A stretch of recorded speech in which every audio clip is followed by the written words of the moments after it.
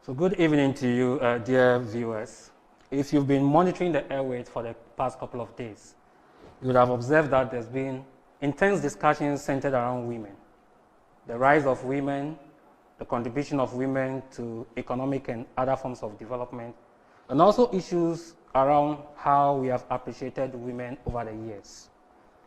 By kind courtesy today of the Women's Intelligentsia for Service and Excellence, WISE, we bring you this special International Women's Day feature on the topic, taking up the leadership challenge during crisis, how poised is the contemporary woman. Today's event is proudly sponsored by Tarragon Edge and Genevieve Pearl. And to help me have a solid discussion, I have with me two beautiful ladies, and will soon be joined by one other. I will duly acknowledge her presence when she arrives. I have with me Madam Jifa Ama Anyaso. She's the CEO of Ultimate Credit Solutions. And I also have with me Madam Theodora Senaya, who is the Head of Operational Risk, Fidelity Bank, Ghana Limited. Ladies, you are welcome. Thank you. All right. We'll soon have joining us Madam Elinam Abla Hogley, who is the Deputy Managing Director for J.K. Hoggle Transport and Company Limited. Ladies, I must confess that I'm highly elated to be the only gentleman among this very exciting group, and I'm looking forward to a very good discussion. All right. Now, to set the ball rolling, I would like to pick your thoughts on the topic. I'll start with you, Jifa. What are your thoughts on the topic, taking up leadership challenge during crisis? How poised is the contemporary woman? Okay, thank you, Sam.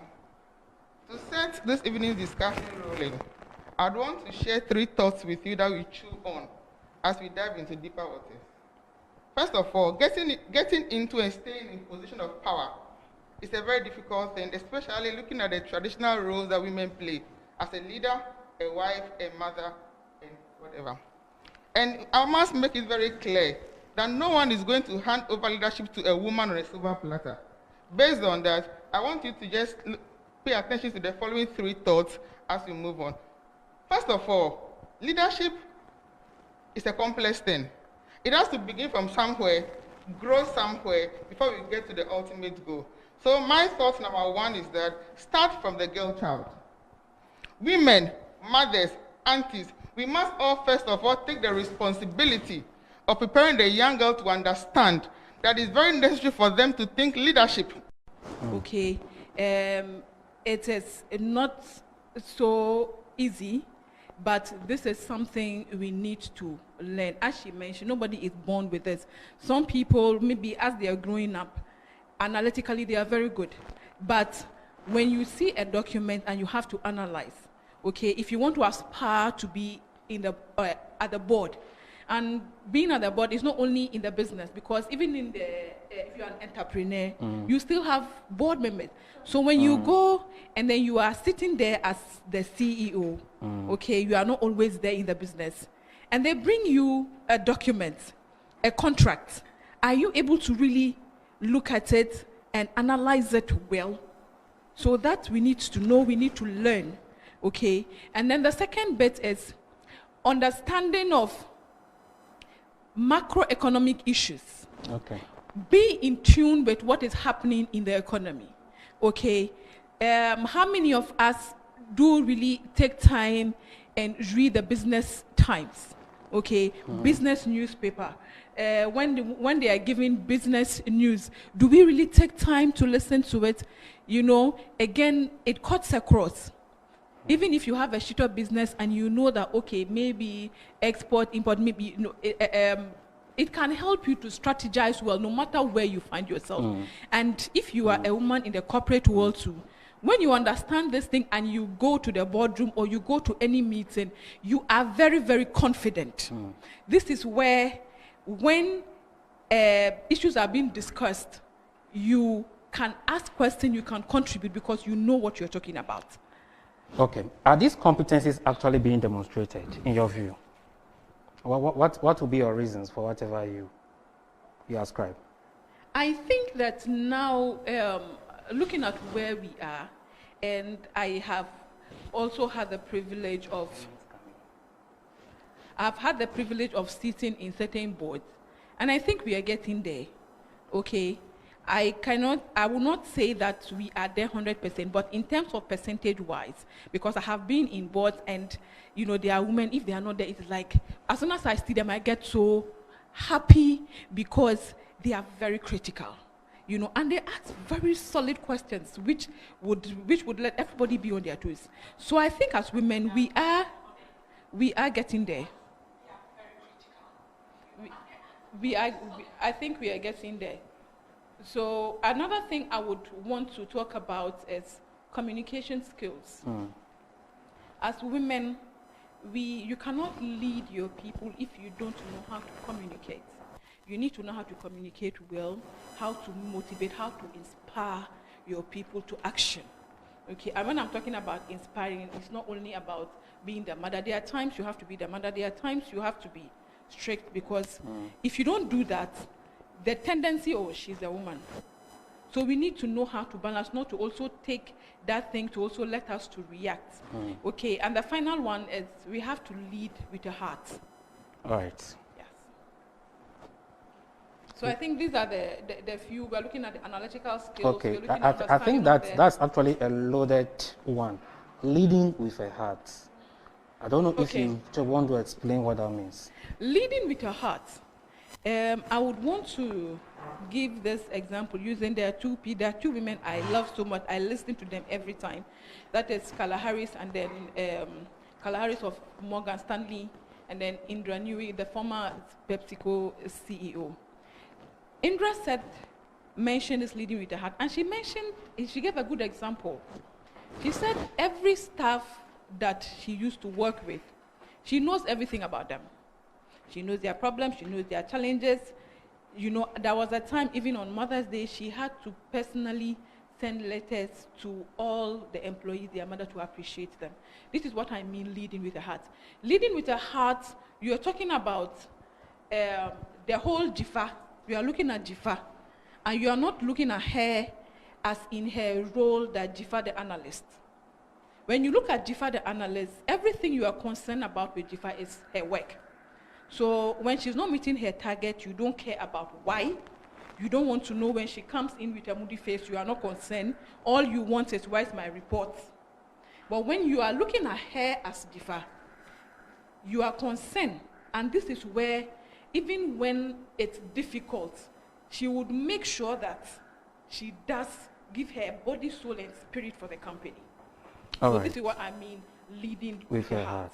So on that note of women leading with a heart, I would like to warmly welcome our third guests, Elinam Hogley, Deputy Managing Director, JK Hoggle Transport and Company Limited. You are welcome, Elinam. Good. Elinam, yes, I'm coming straight to you. The other ladies have been sharing their opinions on what are some of the must-haves for women to take up leadership positions, especially in disruptive times such as the COVID-19 period. What are your thoughts on that? Thank you very much for having me, first of all, and thank you so much for holding the fort. I've been listening while I'm on my way, and you guys are doing very well. Thank you. I don't know what you said, but boldness. The opportunity has come. There's been a lot of movement in leadership roles because of COVID-19. There's been the whole working from home situation that has changed the way work is. Traditionally, work has been go and sit at the desk from morning to evening. Now there's opportunity to work from home. So it's also created new leadership roles in the organization, because now you don't have to be there for it to work. And so boldness and stepping into that kind of opportunity that has been created. There's some research that shows that most of the time when there's job applications, women are overqualified and still don't apply, and then men don't have the qualification and will apply because of that boldness. So for us in this era of empowering women, the onus is also on us women to take up the step and be bold. Just try. What's the worst that can happen? You will learn a lesson, and next time you do it better. Just try. Take up that step and try. Okay. So given all the skill deficits that you have all outlined, talking about establishing of systems, technological advancement, multitasking, adaptability, communication skills, analytical skills, being bold, and all of those. What do you think, once again, Eleanor, what do you think are some of the practical measures that can be put in place? It may not necessarily be by just the women themselves, but it may be by the government, the society as a whole. What do you think are practical steps that can be put in place to ensure that there's a bridge to address these skill benefits, to enable women take up leadership positions effectively? We need to give a platform, like ones like this, where women who are in leadership are highlighted. Because, so one of the activities that we did at our transport yard was to train women to become tanker drivers. And then when we were doing the interview, we asked one of the ladies, why did she come? Why does she want to be a tanker driver? She said she saw another woman driving a tanker. That's when she realized that she can do it. And for me, the whole, we interviewed about 30 people, and that was the thing that I took away from them. She wants to do it because she saw it happening. Example. So if we can, as like this, platforms like this, showcasing the women that are in leadership, will create a passion in other women to do it. Because there's a thing going on right now where we have the race equality. So if you watch a few movies and series nowadays, they're trying to bring in more blacks, more Asians. It's not just white people. It's because they know the impact of seeing somebody like you doing what you want to do. So if we can begin to see more women doing more things in leadership, that it will, fuel more of us to show what we naturally already have. So it's creating the platform for those who are doing it to be highlighted, and then also be intentional about gender inclusion. And it's like we said earlier, that more men will apply for the position than women. You know this. So you should be intentional about the selection of candidates. We are not saying that you should, sideline men who are experienced or who are qualified, but be intentional that way too. I have invited 10 people for an interview, and it's only 2 women out of 8 men. The odds are not good. Let me see if I can find more women who are also equally qualified to come for the interview, and then give everybody a chance. So the intentionality and then creating the platform for people to see what other people who are in leadership are doing will be great. Yes, actually, I was coming to you to find out how you think we can revolutionize, so this in change. addition to all that Elena have said, Yeah. I think one key thing is that women must learn. Knowledge is so available these days. Me and my children were watching a very funny movie where a lady who doesn't know how to do events decided that she was going to do events. I don't know how many people watched that funny movie. You see, she didn't know anything. Anything they mention, when she always gets the contrast, but when she gets there and they start talking to her, everybody gets angry. And somebody say, go and Google it. It means that, yes, we have to have a soft spot for ladies, but we're not talking about bringing up ladies who are incompetent. Ladies have the responsibility to self-learn. We must learn. If you don't understand, knowledge is so available these days. Unlike my days when there's nothing like Google. Almost every topic that you need to know, you can Google it. And secondly, we need to avail ourselves to mentor and be mentored. Very, as she said, you have to showcase the ladies. Yes, they've showcased us, but ladies must have the boldness to approach and ask to be mentored. I always say there's nothing wrong with saying I don't know. I joined the WISE network because I realized that it is time certain things are missing in my life. Yes, I'm a CEO. And look, I'm getting accomplished. But the higher I go, the more I realize that there are deficits in the kind of competencies I need. What do I have to do? Collaborate with other ladies. Sometimes ladies think that the information or the position will come begging for them. We must learn and equip ourselves. Very critical. And also, we must also be able to be self-disciplined as women. As I always say, business and leadership have no gender. The self-discipline is very critical. it is difficult to multitask. Honestly speaking, wake up in the morning, bath children, rush to work, come back home, cook. In the night, you have to do what is needful. If you are married, it is not an easy task. So we need a level of self-discipline because the journey is not going to be easy. So to be able to fill the gap, we need to be very disciplined. Spend an extra 1 hour in the evening before you go. Just Google a topic that is of interest to you. Do something new in your office so that you'll be noticed.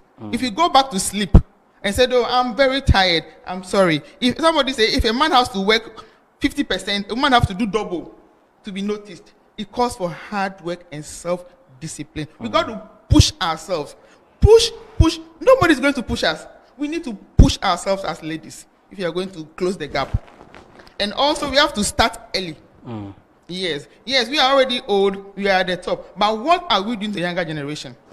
We have to start letting them know that there is a place in the top that is sweeter than staying below. Or that we whet their appetite from a very young age before they get it. So by the time they get to our age to become captains of industries, there is no longer the deficit. It will get closer with time.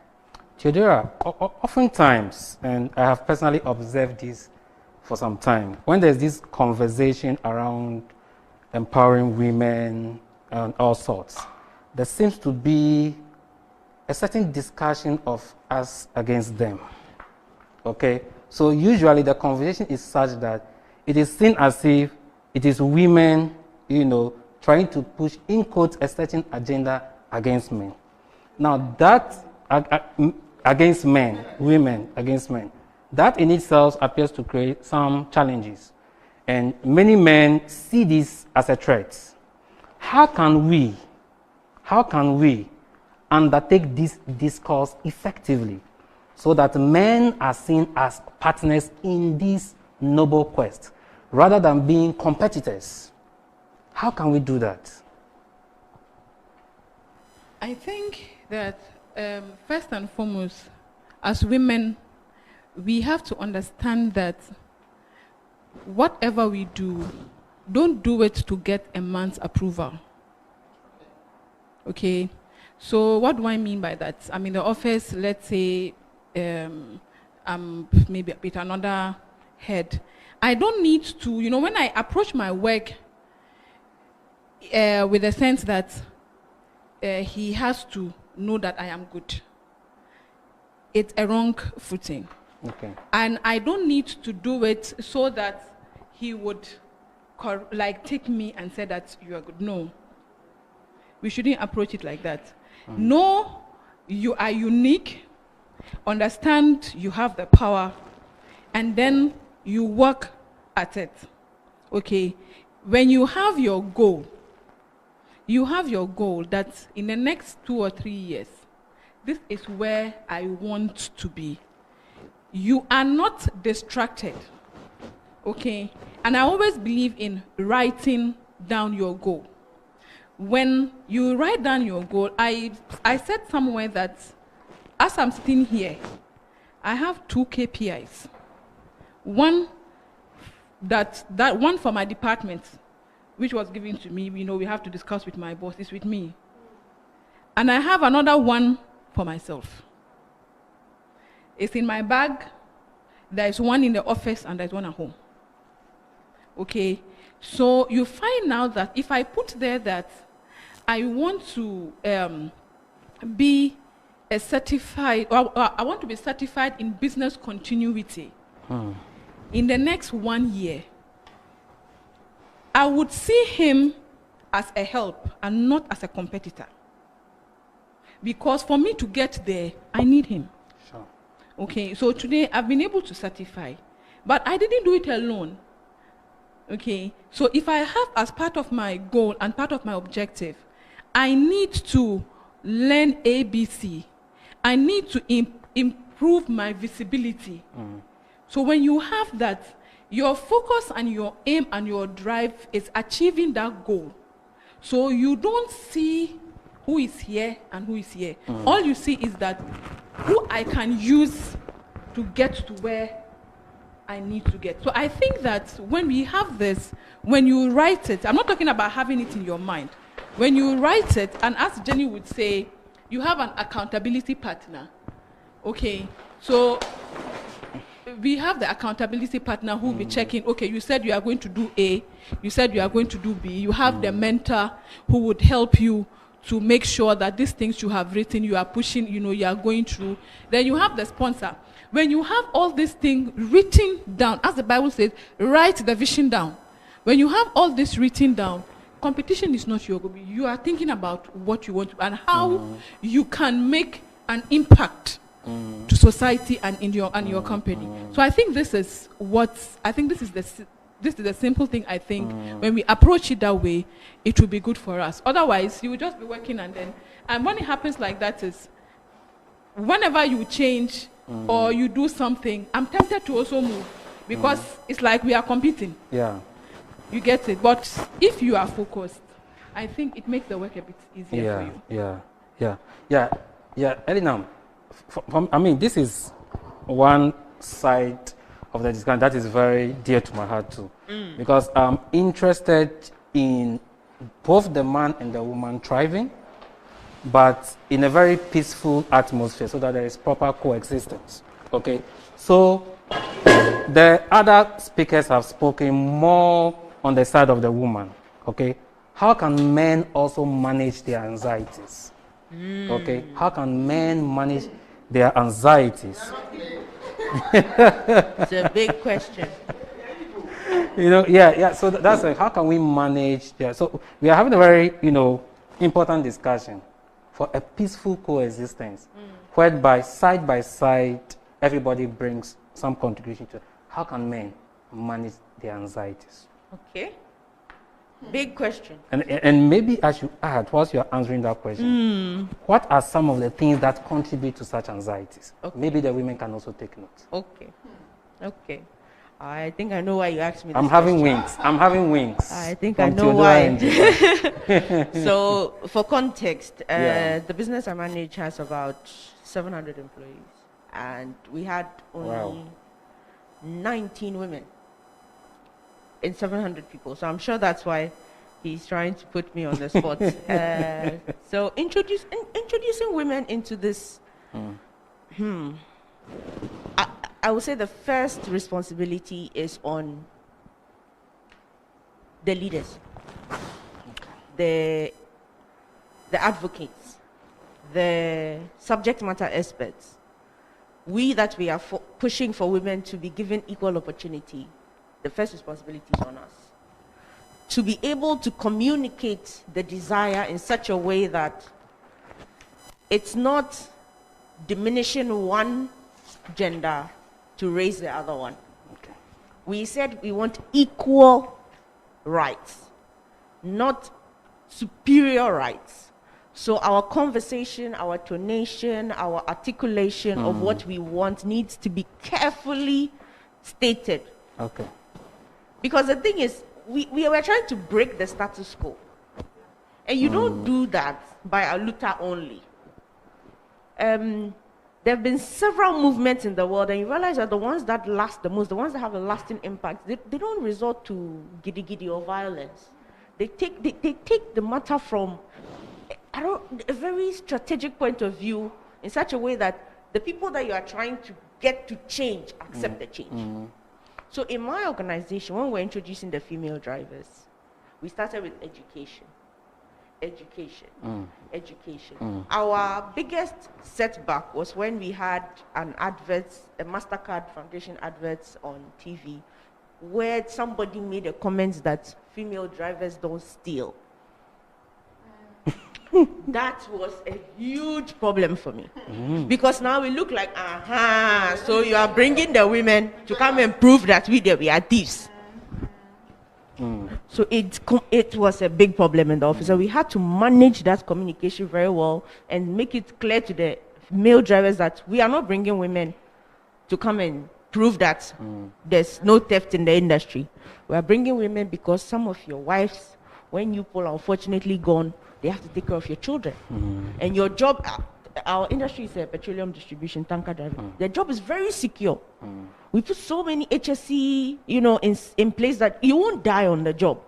And then you have full salary, you have medical, you have health, you have like all those, it's very secure, lucrative job. So why not give your daughters, your sisters, your wives the opportunity to have that so that you can also take care of the back when you are not there. So we positioned in such a way that it was beneficial to the people who I would say were already kingpins, the men in the job. And that helped them not to be afraid of accepting the women. And then the women themselves, when they were coming, they were intimidated. To be honest, you are only 12. You're coming to meet almost 400 men. So it was intimidation in the first place. So what we did, we gave them male mentors. And we made sure that the male mentors did not have any power in their recruitment. So that now there is no intimidation, give me something for something. He doesn't have any, you've been recruited. You just have to learn. When you finish learning, you move. So it starts from the opinion leaders. The way we communicate is essential. We want to create change. So if we don't manage the change well, it won't happen. Interesting. Theodora? Okay, so just to add on, I think she mentioned communication is the key. So sometimes when you are doing some of these policies in the company and you just resort to sending a memo, you know, one memo, and then you send to all staff from henceforth, we are going to do A, B, C. It's not enough. It's not enough. Okay. So one thing I have been doing that has worked for me, especially when I want to bring something new. In my mind, I know what I want to do. But if I bring it that I want to bring female drivers, I will get resistance. So what I would normally do is I'll call for a meeting, and then without telling them what the end result is, present to them a case study. Okay, so in the department or driver, this is what we need. We want to be the #1 in terms of the tanker driver association in the company, blah, blah, blah. So what are some of the things we need to do? You know, then I would direct the question in certain way that they themselves will come and say, okay, so I think aside that there's no company in Ghana that has female drivers. So let's get some. So even though in my pink sheet, I have it there. Communication skills. I would make sure that idea comes from you in a discussion. So when you bring it and I write it, when you bring it and I write it. And I'll even end up having even a lot more points that I didn't have. So in that case, when I'm implementing it, it's not like I am an idea. It's like we all, we agreed. So I am just implementing what we are. Interesting. Interesting. And it has worked. Okay. On the lighter side, I always say that it's not the men who brought this problem in the first place. Why then are they anxious? On the lighter side, where did this whole equality thing came from? It's not they who started by sidelining us. But that notwithstanding, I always think that women should also understand that our quest for leadership is not to show the men where power lies. We don't desire to become leaders to show the men that this is where power lies. No. In my organization, I'm the CEO, the founder, and my husband is the general manager. So by the rank, I'm his boss. The third in command is a guy. So we have more guys, but honestly speaking, through wisdom and patience, and letting them know that I'm not your boss to show you where power lies. I've been able to live with them so much that when you enter our office, there's so much, harmony. I always tell the ladies that we are here to partner with the men to make the world a better place for everybody. So this issue for example, if I'm going to set up a team to work, I make sure that a lady becomes the team leader. But before you do, I'll let you understand that you are not going there to go and show them your crafty powers. You are going there to collaborate with them. So I am teaching them leadership, but in such a way that they don't go throwing their authority over the men. They have to understand that we are in this together. And what is the ultimate aim is to make the world a better place. Great. So I think the way we talk, that's the communication. Yes. So we put the ladies in leadership position, but we must drum it into our heads as women that the desire for equality in the boardroom, in whatever level, is not to show them men where power lies. It's just to create an environment for a happier life for everybody. Once that understanding is clear to every girl child, to every business owner, to every corporate leader, we can work together in harmony. Yeah, thank you, Jifa. For those who are now joining us, we are talking about taking up leadership challenge during crisis. How poised is the contemporary woman? I'll start from Jifa and then up. I've heard a lot of people alluding that women are comforting, and so even in leadership position, they expect women to be not only comforting but also inspirational. Now, in such a pandemic-driven era, when people are probably facing so many challenges, how can women keep up with these expectations while at the same time pushing for performance? How can this be done by the woman? You see, I've learned in my business over the years that the first and foremost thing is that you build systems and train people to man the systems. So everybody knows that whether there's pandemic or no pandemic, this target must be achieved.